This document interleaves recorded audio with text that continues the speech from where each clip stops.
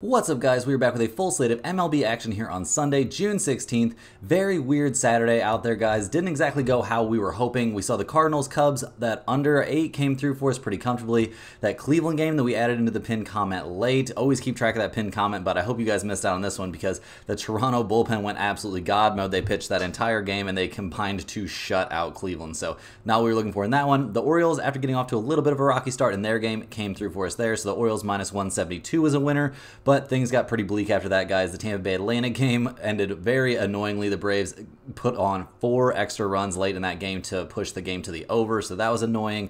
The Yankees, Rodon had probably his worst start of the season there. For them to end up losing that game to the Red Sox, not the result we saw in that one. And yeah, the Texas-Seattle game looked like we were going to be okay for the under 7 in that one, but there were 6 runs through the first 7 innings of the game, and then they scored 6 runs combined over the last 2 innings. So yeah, annoying stuff there. Not the day we were hoping for, but let's get back on track here with a big Sunday slate. First, guys, do me a big favor and hit that like button. It's a great way to show some support for the channel and all the work we're putting in here every single day. If you're new, go ahead and subscribe. It's 100% free and can keep you from missing out on these picks. Our videos are sponsored by StumpTheSpread.com. Click the link in the description and go over there and join our free email list and check out our top confidence plays on all the major sports. Comment below with all the bets you're looking at today and we will give you our best advice on all of them. We respond to absolutely every single comment, so let us know anything you want to say about my picks, these videos, or anything you see here. As always, our final picks will be in the pinned comment down below. Now let's get into our first game of the day. We've got the St. Louis Cardinals taking on the Chicago Cubs. The Cardinals ended up taking the 5-1 loss there in game 2 of this series, which not a huge shocker. They're going up against Imanaga. Their hitters had a pretty hard time up there. The Cardinals are 34-35 this season, handing the ball to Miles Mikolas, who's 4-6 this year with a 4.85 ERA. He's coming off maybe his best start of the year, guys. He gave only a single hit over 7 innings against the Pirates. He struck out 6 and walked 1, and to be honest, things have looked pretty reasonable for him over his last 5 starts. I mean, he did have only a 5-inning outing there against Boston, but he only gave up 1 run in that outing, and he hasn't given up more than 3 in any of his last 5, and he has starts in there against Boston, the Phillies, and the Houston Astros, so, you know, not the worst hitting teams in the major leagues. So definitely things are looking up a little bit for Mikolas, who hasn't necessarily had the season that the Cardinals were hoping he would. Their bullpen has not been amazing. I mean, a 3.94 bullpen ERA has them around, you know, getting close to MLB average, so I think they would honestly take an average bullpen at this point because it's had some dark moments this season. But the offense has really been the struggle for this team. That's really been the biggest problem over their last few games, and while we'll cut them some slack for only scoring 1 run against Imanaga, so over their last few they've scored 1, 3, 4, 4, and 1 run respectively. That's just not going to really get the job done. I mean, this team has a decent pitching staff, but it's not a Seattle Mariners pitching staff that can get by with them scoring 2 runs a game. Like, that's just not going to work. They're 26th in the majors in runs scored, 21st in the majors in on-base percentage. Arenado and Goldschmidt are going to have to step up at some point. We can't just rely on Nolan Gorman and Mason Wynn to like carry the load here offensively. So we'll see what they can do here going up against the Cubs, who are, you know, back on track here after winning game 2 of this series, but they're only 34-37 on the year, not where they were hoping to be. They're handing the ball in this one to Jameson Taillon, who's 3-2 this season with a 3.09 ERA. He's coming into this game fresh off of a pretty solid start there against the Tampa Bay Rays. It was a game the Cubs lost 5-2, but he put up 6 solid innings, giving up only 4 hits and no runs while striking out 5 and walking 1. So, you know, not a bad day for him overall. Definitely a bounce back from getting shelled by the White Sox. Pretty weird stuff there. The last time he faced the Cardinals wasn't too long ago, guys. It was back on the 25th of last month. He didn't have a great time. He went 5 2/3 innings, gave up 9 hits, only 3 earned runs, so that's fine. But like, yeah, giving up 9 hits, you're kind of lucky to escape there, only giving up 3 runs. So, you know, got to be a little bit concerned about that. The Cubs bullpen is not one of the best ones in the majors. They're also not a complete disaster. I mean, 12th overall with a 3.87 bullpen ERA. Not a disaster, but also not a bullpen that you're like super stoked to run out there. So, you know, take the good with the bad there. The Cubs offense has not been great recently, guys, or just kind of in general this season. They've had some injuries and stuff like that, but at some point, it's just coming down to this not being the best offensive team. They scored 5, 0, 2, and 4 runs over their last 4 games. They're 18th in the majors in runs scored, 27th in the majors with a 226 batting average. That's pretty weak. They're a bad slugging percentage team, just not a good team in general, guys, at the plate. So definitely some concerns there. Looking at the numbers for this game, we see the Cardinals at plus 114, the Cubs at minus 130. And for some reason, guys, we see an over-under of 11. I haven't checked the weather reports, but I'm assuming the wind must be blowing out in Wrigley Field pretty freaking hard for the number to be that high. That is a very big number out there. So we're probably a little bit scared away from that one. In this game, I'm generally leaning towards the Cardinals plus 114 being slightly the value side. side, the Cubs are decent at home. They're 19-14 at home, but yeah, they're not filling me with a lot of optimism there at the plate. I think Michaelis is kind of rounding into form here. We saw that Tyone struggled a little bit his last time against the Cardinals, so I'm going to be siding here with the Cardinals just a little bit. The last time Michaelis faced the Cubs, he went 6 innings, gave up 4 hits and only 3 earned runs, so not terrible there. And he's throwing the ball well, so give me the Cardinals plus 114. It's a significant value. We'll see if this makes it into the pin comment. Next up, guys, we're looking at the Miami Marlins. They're going on the road to take on the Washington Nationals. The Marlins come into this game losers of their last 4 in a row. They lost game 2 of this series 4-0. They lost game 1 8-1. So straight up not having a good time right now. They're 23-47 on the season. Handing the ball in this one to Jesus Luzardo, who's 3-5 on the year with a 5.11 ERA. He's coming off a pretty good start, a bounce back after getting shelled by the Tampa Bay Rays, but he bounced back against the Mets. He went 5 2/3 innings, gave up 4 hits and 2 earned runs. So, a decent start for sure. We also see that the Marlins are 3-2 over his last 5 starts, which is definitely a positive. But yeah, he's had his weird outings mixed in there too. So pretty inconsistent, a relatively young guy, only 26 years old. Can't expect a ton of consistency from him, so we'll see what they actually get out of him. The Marlins bullpen in general, guys, hasn't been amazing. A 4.22 bullpen ERA, not something to write home about. Their offense has been terrible, especially recently. 0, 1, and 2 runs over their last 3 games. Not going to get the job done. They're 29th in majors in runs scored and on base percentage, so they're right down there with the Chicago White Sox. Not where you want to be in terms of offensive numbers, so big concerns here for the Marlins going up against the Nationals, who come into this game winners of their last 2 in a row. They've been playing great recently. They've actually won 7 of their last 8 games to get to 34-36 this season. They're hitting the ball in this one to Mitchell Parker. He is 4-3 with a 3.21 ERA, coming off kind of a bad start there against the Detroit Tigers, guys. He went 4 2/3 innings. He gave up 4 runs. None of them were earned, though. He did walk 3 in that game. Just didn't seem like he had his best stuff. So we're definitely expecting something of a bounce back from him here going up against the Marlins. Obviously, a team that is really struggling at the plate. The Washington Nationals bullpen has been getting the job done lately. They are down to a 3.88 bullpen ERA, which is above average in the majors. So solid steps from them there. And the offense is coming alive a little bit. 12 runs combined over their last 2 games is nothing to turn your nose up at, especially when you've been an offense that hasn't been amazing this year. They're 21st in runs scored. They're 20th in batting average. Not, the worst offense in the majors. Their slugging percentage numbers are a bit concerning, and they're not running a bunch of sluggers up there to the plate, so that kind of makes sense. But, they're swinging some relatively hot bats coming into this game. And looking at the numbers for this one, we see the Marlins at plus 106, the Nationals at minus 120. We've got over-unders in this game of 8.5 or 8 floating around out there. The Marlins are pretty bad on the road, guys. They're 11-21 on the road. Washington is 14-17 at home. We see mixed trends towards the over-under. I don't really think this is an over-under spot that we're particularly interested in, but I am interested in the Nationals minus 120. We will be banking on Luzardo to have kind of a bad outing, but that definitely happens for him. I could see him shutting him out through 5 innings. I could also see him not making it through 4 innings and giving up like 8 runs. So we'll just have to see if that gamble appeals to us, see if the Nationals make sense. I do expect Mitchell Parker to have a very good day, and that bullpen's looking good right now. So Nationals minus 120 definitely has me intrigued. Next up, guys, we have the Philadelphia Phillies going on the road to take on the Baltimore Orioles. The Phillies come into this game fresh off of losing 6-2 there in game 2 of this series. Seeing these two teams go 1-1 through the first 2 games definitely makes sense. 2 absolute powerhouses out there. The Phillies are 47-23 in the year, handing the ball in this game to Zach Wheeler, who's 8-3 this season with a 2.16 ERA. He's coming off of a very good start there against the Boston Red Sox. He went 7 innings, gave it 3 hits, and only a single earned run. We see that the Phillies are 4-1 over his last 5 starts. Back-to-back starts, only giving up a single run. He hasn't given up more than 1 run over his last 3 outings, and he hasn't given up more than 2 earned runs over his last 5. He's absolutely dealing out there, looking very, very good. Also, guys, the Phillies bullpen, not terrible. They have had some struggles lately, but it's not a unit that I'm like super terrified of at all. I think you can fairly trust them. They've had their struggles this season though. So I take a little bit of that back, but not the worst bullpen out there. We're not super scared to see them taking over from Wheeler, and we expect him to go deep into the game generally speaking. And the Phillies bats have been fantastic this year, as I'm sure you all know. They're tied for 3rd in the majors with 350 runs scored this year, 6th in batting average, 4th in on base percentage. They're a great slugging percentage team. We just see them hitting the ball pretty well. Obviously, they're coming off a game where they only scored 2 runs, but this is a very, very good offense. and they're going up against another good offense, guys. The Baltimore Orioles are 46-24 on the year for a reason. They just won 6-2 yesterday. They're handing the ball in this one to Corbin Burns, who is 7-2 this season with a 2.08 ERA,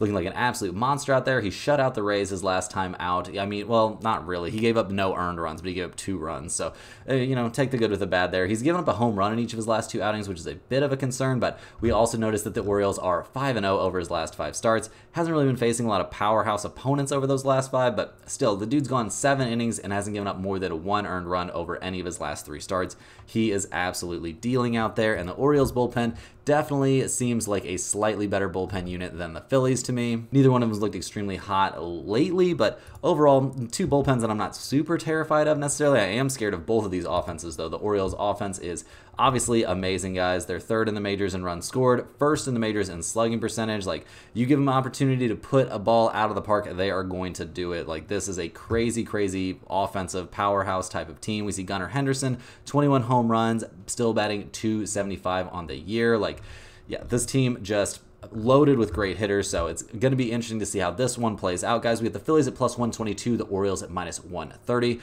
got an over-under in this game of 7. The Phillies are a good road team, but the Orioles are a very good home team also, so that kind of cancels each other out. We've got 2 very good starters out there. You could honestly definitely talk me into a no-run first inning bet on this game, or the under over the first 5 would definitely make some sense to me too. Despite these being 2 powerhouse teams, right now, guys, I'm leaning towards the Phillies +122 with Zach Wheeler out there on the mound. I think we can expect good things from both of these starters, but if both starters are kind of a wash and both bullpens are kind of a wash, and we've got 2 power-hitting teams here, like, I'm going to go ahead and side with the better price. It just makes more sense to me. Will this end up in the pin comment? I do not think so, guys. I don't have a good enough lean on the consistent, just not enough faith in what's actually going to happen in this game. I think it's going to be a very close, very exciting game to watch. Who will come out on top? We'll just have to wait and see. Next on the docket, guys, we got the Tampa Bay Rays. They're going on the road to take on the Atlanta Braves. We saw the Rays lose game 2 of the series, 9-2, so they now lost both games in this series, 9-2 and 7-3 respectively. They're 33-38 on the season, handing the ball in this game to Zach Eflin. They're hoping he can stop the bleeding here. He's 3-4 this season with a 4.06 ERA.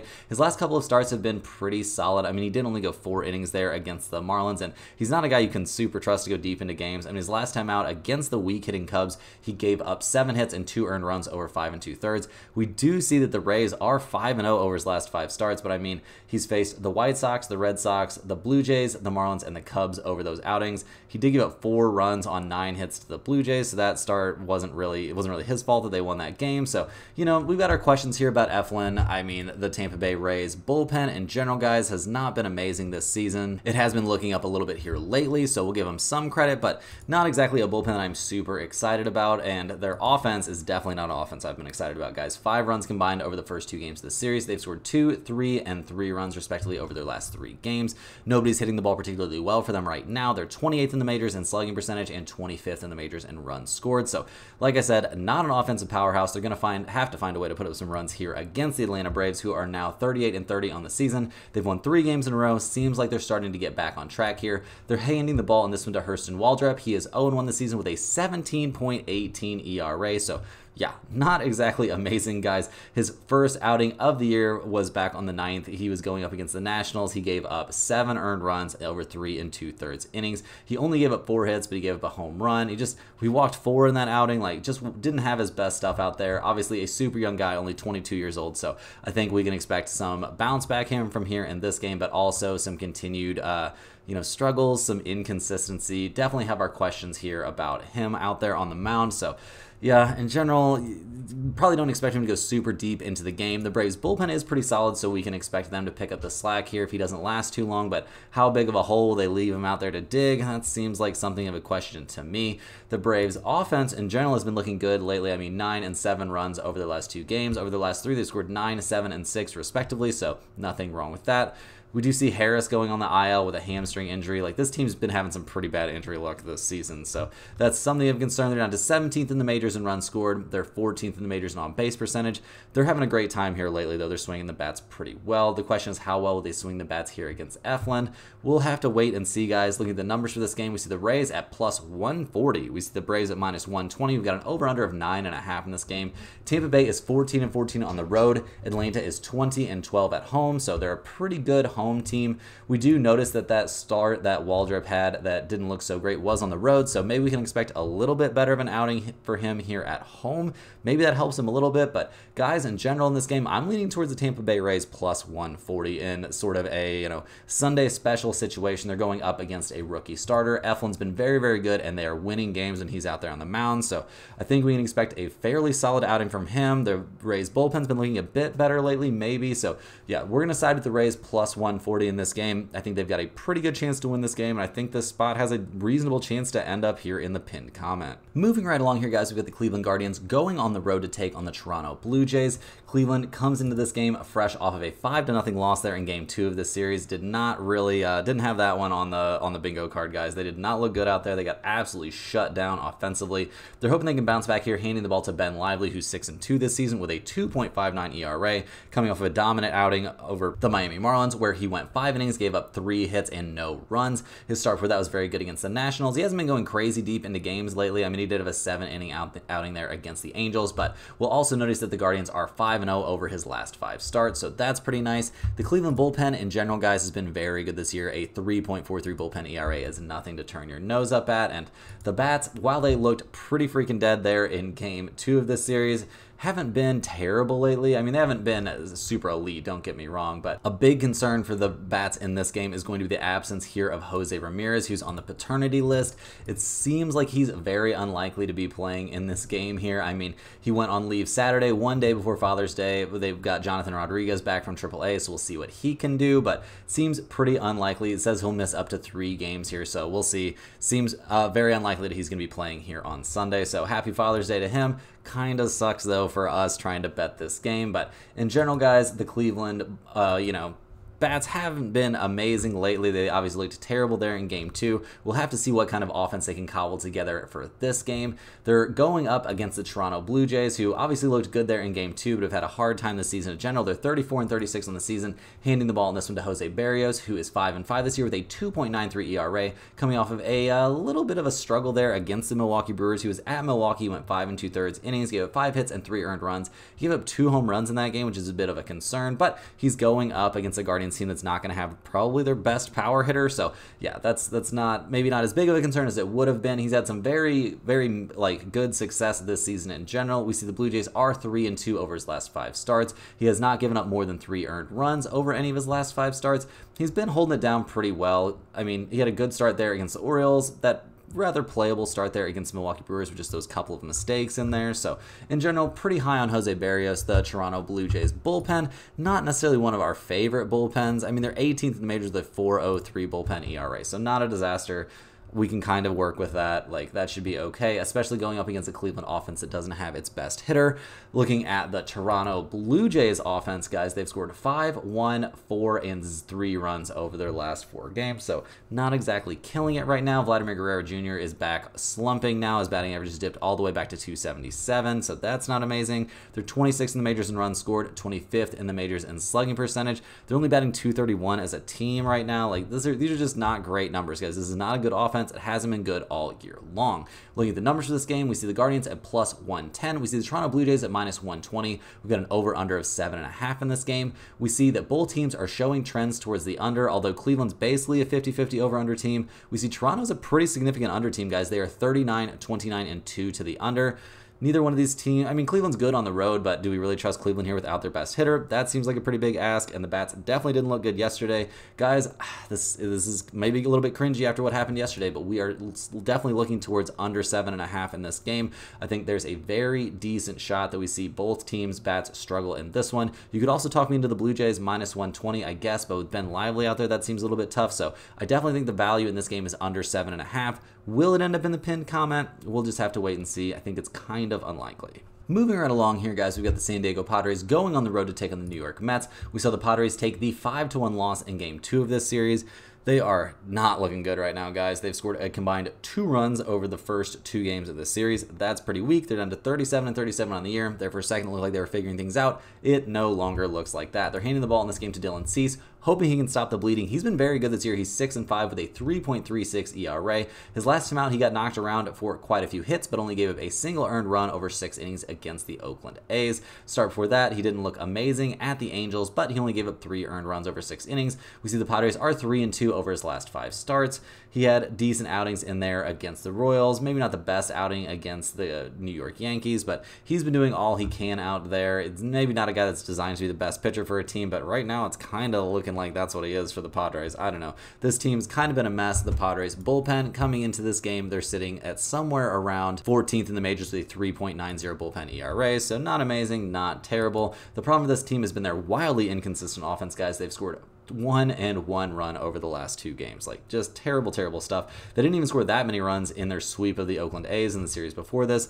They're 9th in the majors in runs scored somehow, 1st in the majors in batting average. They just find a way to not score runs. Fernando Tatis was on a very hot roll there for a while, but yeah, just not a ton of positives to find for this offense right now. You don't know what you're going to get out of them on a daily basis, and they're taking on the New York Mets in this game, who have been a team that's had their struggles this year for sure, but they've right now won 4 in a row. They're up to 32-37 on the year. They're handing the ball in this game to Taylor Megill. He is 1-3 this year with a 3.51 ERA. He's coming off of a mediocre start there against the Marlins, guys. He went 4 2/3 innings, gave up 5 hits and 3 earned runs to the Marlins.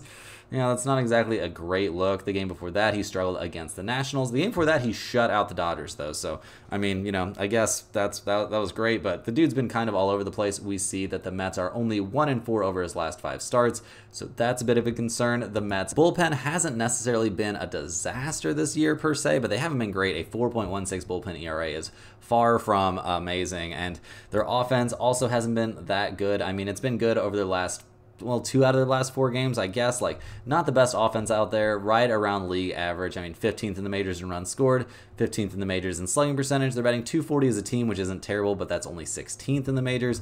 Starling Marte is a monster, but other than that, there's not a ton of guys I'm scared of. I mean, Pete Alonso has 14 home runs. Like, that's great, but not going to freak out about a dude that's batting only .229 on the season. Looking at the numbers for this game, guys, see the Padres at -115, the Mets at +108. We've got an over-under in this game of 7.5. I definitely think Dylan Cease is the better starter in this game. I'm not super high on Taylor Megill. Is this a good enough edge to put this in the pinned comment? Do we trust the Padres bats to bounce back in this game? Honestly, guys, I don't trust the Padres nearly as far as I could throw them, and my ability to throw a giant baseball player is not very high, but I'm definitely siding with the Padres in this game. I think they avoid the sweep in this spot against Megill. I think the bats will come back alive, so giving the Padres -115 in this game, but please, God, don't make me have to put it in the pinned comment. Next on the docket, guys, we got the Cincinnati Reds going on the road to take on the Milwaukee Brewers. We saw the Reds take the 3-1 loss in Game 2 of this series to even things up at 1 game apiece. The Reds are 34-36 this season, handing the ball in this one to Frankie Montas, who is 3-5 this year with a 4.55 ERA, coming off of a kind of mediocre start there against the Chicago Cubs, guys. He went 1 1/3 innings, gave up 5 hits and 4 earned runs, so not exactly what the doctor ordered there. A huge letdown after a great 7-inning start there for him against the Colorado Rockies, but that start against the Rockies is the only game over his last 5 that we've seen the Reds win. They're 1-4 over his last 5 starts. That's not great. The Reds bullpen in general, guys, this season, not necessarily among the league leaders, but a 3.86 bullpen ERA, not a disaster at all. Their offense has been very up and down. Obviously, they only scored 1 run in Game 2 of this series. They're 13th in majors in runs scored, but a lot of those numbers were built up through scoring a combined 29 runs there in their series against the Colorado Rockies. Over their last few games, guys, they've scored 1, 6, 4, and 3 runs respectively. So, you know, better than they've looked at other times this season for sure, but maybe not amazing. They're 13th in the majors in runs scored, but 26th in the majors in batting average, 18th in the majors in on-base percentage. Like, maybe not the craziest offensive team if you ask me, and they're taking on the Milwaukee Brewers, a team that's been very good offensively all season long, but they're having a little bit of a hard time now, guys. We've seen them go 3-3 over their last 6. They're 41-29 this season. They're handing the ball in this one to Colin Ray, who's 5-2 this year with a 3.31 ERA. His last time out was very, very solid against the Toronto Blue Jays. He went 7 innings, he had 3 hits, only a single earned run. He struck out 4 and walked none in that game, so he was very on point. Start before that, he gave up 4 hits in 4 innings, but no runs to the Philadelphia Phillies. And that wasn't a start, guys. That was a bullpen appearance. So he's running out there to make another start. And over his last 3 starts, he's looked good in his last 2. He did struggle at Houston back on the 19th of last month. But in general, we feel pretty good about Colin Ray going out there. The Brewers bullpen has also been solid this year. A 3.73 bullpen ERA is nothing to turn your nose up at. They're definitely a top 10 bullpen in the majors. And this offense can really put up some numbers when things are clicking. They're 6th in the majors in runs scored, 4th in the majors batting .255 as a team. They're 3rd in the majors getting on base at a .331 clip. Like, that is a very solid on base percentage, guys. They've got plenty of sluggers in this lineup, guys that you do not want to see coming up to the plate. So in general in this game, guys, looking at the numbers, we see that the Reds are plus 105. The Brewers are only minus 102. We've got an over-under of 9 in this game. Am I afraid of Frankie Montas? I am not. Do I like Colin Ray as a starter? Yeah. Seems pretty solid. The Milwaukee Brewers definitely have the better bullpen in this game. They definitely have the better offense in this game.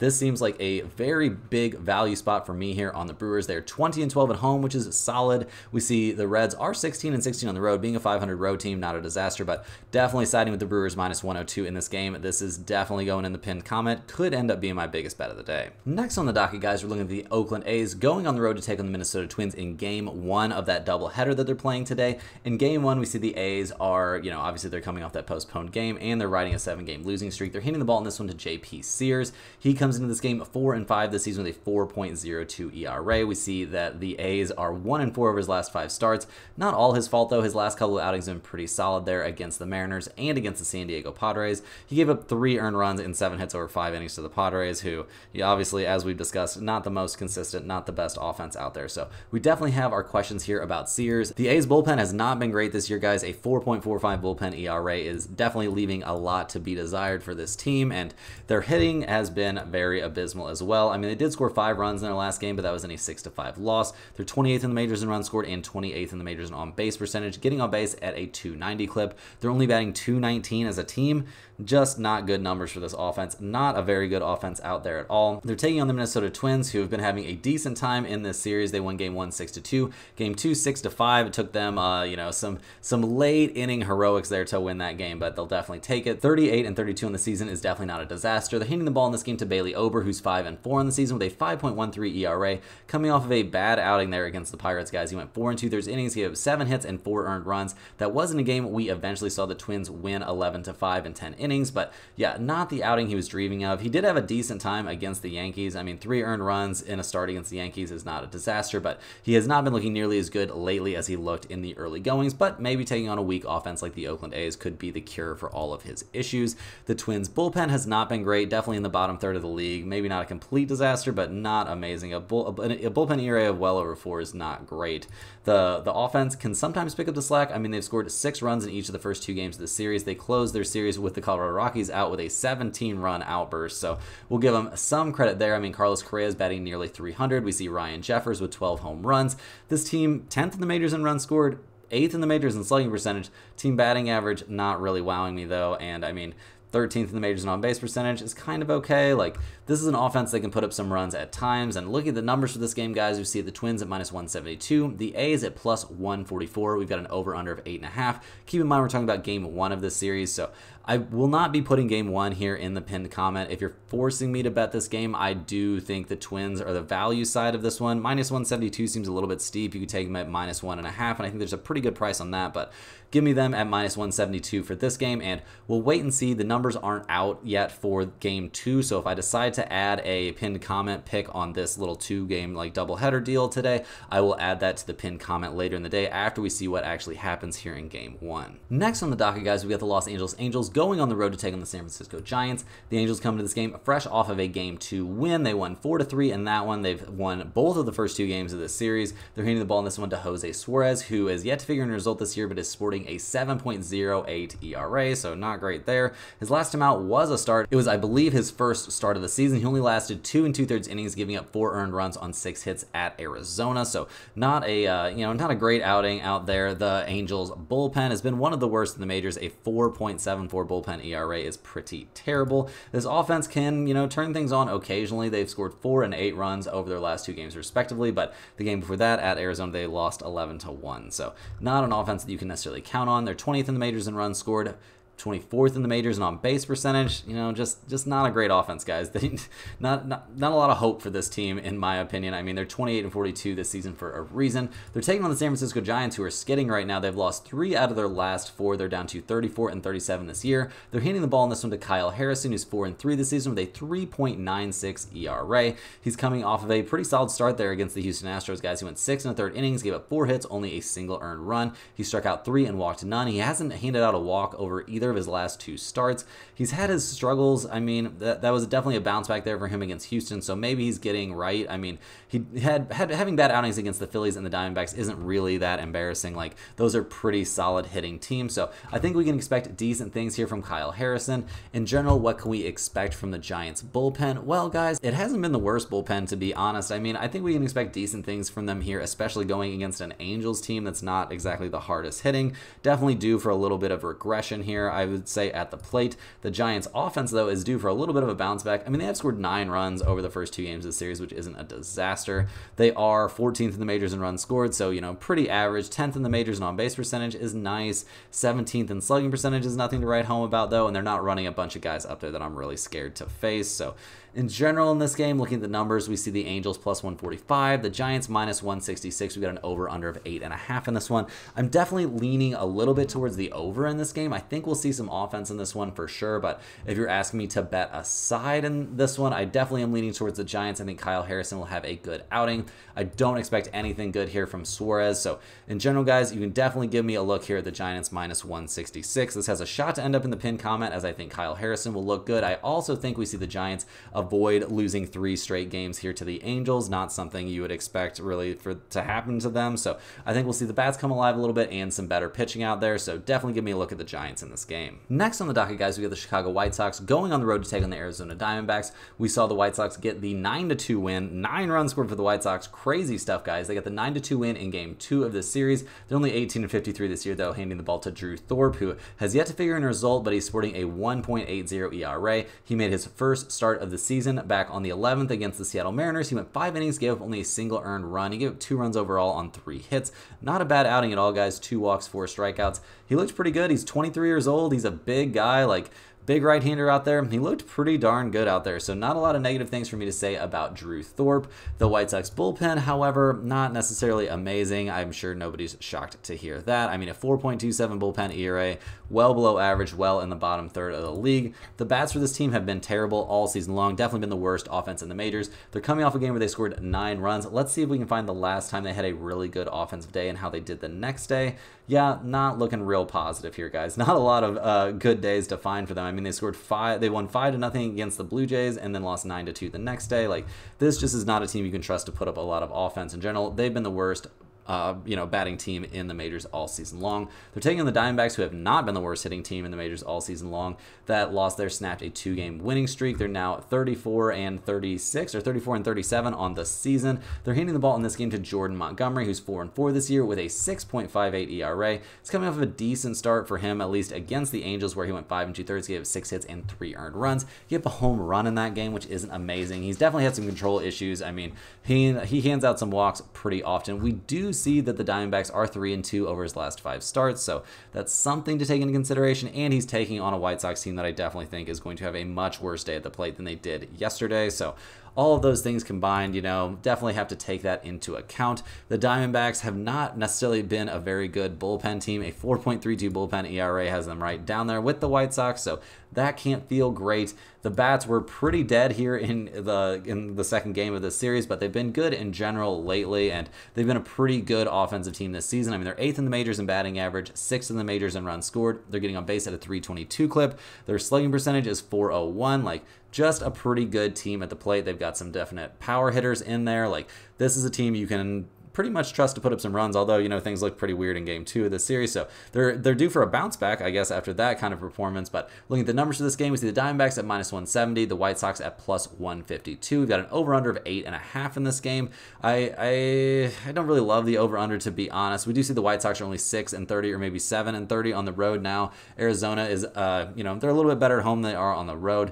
In general, in this game, guys, I don't have a huge lean. I do think we could see decent things from Drew Thorpe. So if you wanted to take like under in the first 5 or maybe a no-run first inning, that would be good in this game. also, but it forced me to take a side. I guess give me the Diamondbacks, but this is not a game that I'm super interested in today. Next on the docket, guys, we have the Kansas City Royals going on the road to take on the LA Dodgers. The Royals come into this game 41-31 on the season, fresh off of a 7-2 win in Game 2 of this series. They're handing the ball in this game to Brady Singer, who's 4-3 on the year with a 3.30 ERA. He's coming off of a terrible start, guys. Probably his worst, actually almost for sure his worst start of the season. Went 5 2/3 innings, gave up 7 hits and 6 earned runs against the Yankees.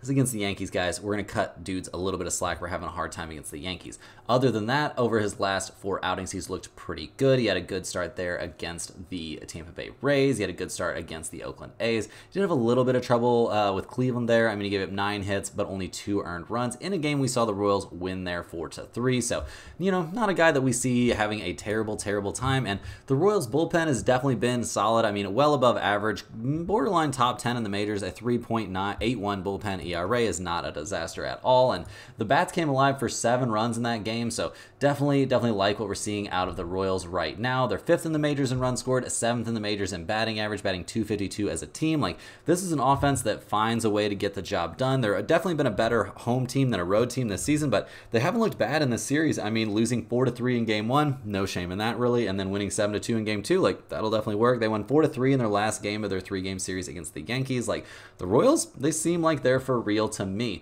They're taking on the Dodgers in this game, who only scored 2 runs in Game 2 of this series. They are 43-29 this year, though, handing the ball in this game to Tyler Glasnow, who's 6-5 on the season with a 3.24 ERA. He's coming off a bad start there at the Yankees. It was at the Yankees, so like I said, we're cutting guys slack for having trouble against the Yankees hitters, but he went 6 innings, gave up 5 earned runs on 8 hits. He struck out 12 in that game, so that's impressive. He's a good strikeout guy for sure. He hasn't really faced any tough hitting teams aside from the Yankees over his last 5 starts, though, so that's a bit of a concern because I think the Kansas City Royals definitely qualified there as a tough hitting team. So we'll see what he can do in this one. I mean, the Dodgers bullpen has been very good this season. Obviously, no big surprise there, but they haven't been having the best time as of late. So definitely something to monitor here against a Royals team that seems to be able to like buckle down and have some really tough at-bats late in games. So definitely have to keep an eye on the Dodgers bullpen, and their hitters haven't been looking amazing lately. I mean, over their last 4 games, guys, they've scored 2, 4, 1, and 2 runs respectively. Yeah, not looking amazing. We've seen Mookie Betts and Ohtani have their issues lately. This is a pretty top-heavy batting order, too. So, like, if the big guys aren't hitting well in a game, like, this is not going to be a game where the Dodgers put up a lot of runs. They are 2nd in the majors in runs scored. They're 1st in the majors in on-base percentage, yada, yada. Like, all the season-long numbers are very good, but, man, this doesn't feel like an offense that you can trust, and it also doesn't feel like they're swinging the hottest bats right now. So, looking at the numbers right now, guys, for this game, it's a little bit crazy to see the Kansas City Royals at plus 210. Pretty wild stuff out there, guys. The Royals at plus 210, the Dodgers at minus 154. We've got over-unders of 8.5 or 8 in this game. If you look at the run line for this game, also, it's pretty interesting to see that the Royals, you can get them at plus 1.5 all the way up to plus 105. That's pretty interesting as well, but in general, guys, I think we're going to be greedy. I think we're going to go for it in this game. It's got a decent chance to end up in the pinned comment, the Royals plus 210. I don't really trust Glasnow too much here against the Royals. I also very much don't trust the Dodgers bullpen. I think the Dodgers are, like, you know, not maybe a little bit overrated at this exact moment. They've definitely shown their ability to struggle this season, so give me the Royals plus 210 in this game, a 2-1 underdog here with a very serious chance to end up in the pinned comment. Next up, guys, we're looking at the Texas Rangers going on the road to take on the Seattle Mariners. The Rangers come into this game fresh off of a 7-5 loss there in Game 2. They've lost the first 2 games of this series, so that can't feel great. We saw a lot of late scoring in that game, too. The Rangers are handing the ball in this one to Dane Dunning, who's 4-5 this season with a 4.80 ERA, coming off of a terrible start there against the Dodgers. He's actually looked a little bit questionable over his last 2 starts, and he had a bad time against the Phillies back on the 22nd. He's been facing some pretty tough opponents, and he hasn't really been handling it great. The Rangers bullpen in general, guys, I mean, you know, not one of the best, not necessarily one of the worst. A 3.92 bullpen ERA is, you know, hovering there around league average, so we're not going to give them a ton of crap about that. Their bats haven't looked terrible lately, but haven't looked great going up against the Mariners, which is no huge shock. I mean, they did score 5 runs in Game 2 of this series, so we'll give them credit for that, but only 2 in Game 1, and they didn't have a super hot offensive, you know, series there against the Dodgers, but they did win 2 out of 3 against the Dodgers, so we'll give them some credit. They're going up against Seattle Mariners in this game, who are 42-31 in the season. They've won 2 in a row, and they've won 6 of their last 7 games overall to move to 42-31 in the season. They've got a 7.5 game lead in the AL West over the Rangers. They're handing the ball in this game to Logan Gilbert, who's 3-4 this season with a 3.19 ERA. He's coming off of a decent, but maybe not elite start there against the White Sox. I mean, holding the White Sox to only 3 earned runs over 6 2/3, not really amazing. Start for that against Oakland was very good. Over his last 5 outings, he's looked very good. Unfortunately, we do see Seattle is only 2-3 over those outings. They did have a win in there in a very good start that he had back on the 20th of last month against the Yankees, but overall, you know, the guy's been looking very good. No major notes there. Also, no shock, the Seattle Mariners bullpen is very solid. Not a ton of question marks about their bullpen. The question marks for this team all arise around their offense, which is coming off a great game where they scored 7 runs. I mean, they've scored 10 runs in this series so far. If you would have asked a Mariners fan or a Mariners player or the Mariners manager, anybody that has anything to do with Seattle Mariners, if 10 runs over the first 2 games of this series would be okay, they would have definitely said, yes, 2 thumbs up, give us those 10 runs, we will take it. They're 24th in the majors in runs scored, 28th in the majors in batting average, batting only .221 as a team. Like, yeah, not the best offensive team at all, but they found a way to put together 7 runs here in game 2 of the series, so they're swinging some relatively hot bats, at least for them. Looking at the numbers for this game, guys, we see the Mariners at -135, the Rangers at +120. We've got an over-under of 7.5 in this game. Not a huge lean in this game for me necessarily, or at least there wouldn't be if you didn't look at the Mariners at home record. I mean, they're 25-12 at home. You're getting them and Logan Gilbert at -135. That's a very, very reasonable price. I know we're going for, you know, them to win their 3rd straight game here against the Rangers, which is a bit of a tough ask, but man, the Mariners looking really good right now. I don't have a ton of faith in Dane Dunning, so give me the Mariners -135. I got plenty of faith here in Logan Gilbert to help them get the job done and for the bats to deliver a few runs. Last but not least here, guys, we got the New York Yankees going on the road to take on the Boston Red Sox. The Yankees could not come through for us there in game 2. They lost 8-4 in Rodon's probably worst start of the season.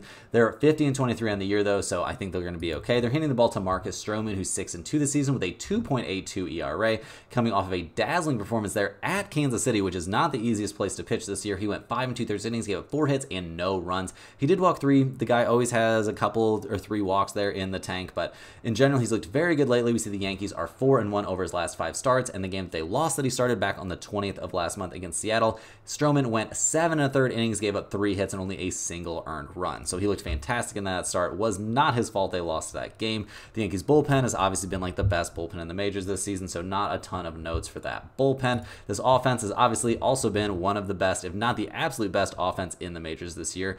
They are 1st in runs scored, 5th in team batting average, 2nd in getting on base at a .333 clip. Nothing wrong with that. They're one of the best slugging percentage teams in the majors. They just did not have a good time in their last game, so we'll have to see if they've got a little bit of a bounce back in them in this next one, going up against their rivals, the Red Sox, who won 8-4 in game 2. They're 36-35 in the year though, so not exactly what they've been hoping for. They're handing the ball in this one to Cutter Crawford, who is 2-6 this season with a 3.47 ERA, coming off of another weird start. He was going up against the Phillies. He gave up 6 hits, 6 innings of work, 4 runs. Only 2 of them were earned though. Gave up 2 home runs. He struck out 8 and walked 1. So, you know, not terrible, but also not amazing. Start for that against Atlanta wasn't great. Start before that against the Baltimore Orioles wasn't great. Start before that against Milwaukee Brewers, also not great. So not super high on Cutter Crawford for this game. The Red Sox bullpen in general this season, guys, hasn't been terrible. It's actually been better than you would expect given all the injuries this pitching staff has gone through, but it's also not a bullpen that I super duper trust. I mean, you know,